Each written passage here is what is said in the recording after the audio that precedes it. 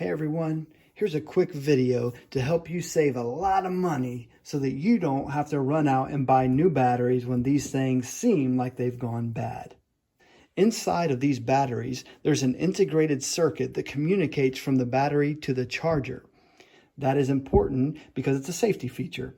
However, if this battery goes all the way dead and there's no voltage at all left inside of it, that circuit doesn't work and it can't communicate to the charger, therefore it will not charge.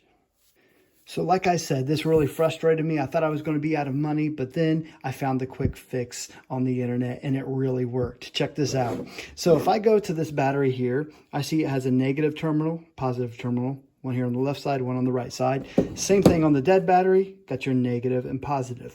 What I'm going to do is I'm going to jump this just like I would a car.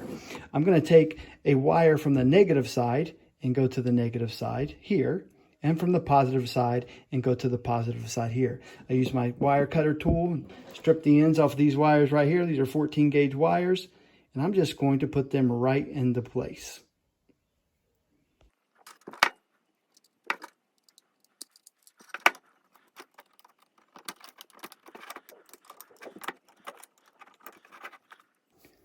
So again, we have negative going to the negative, positive going to the positive. The best part about this, 3 to 5 minutes is all you need. Let it set for 3 to 5 minutes.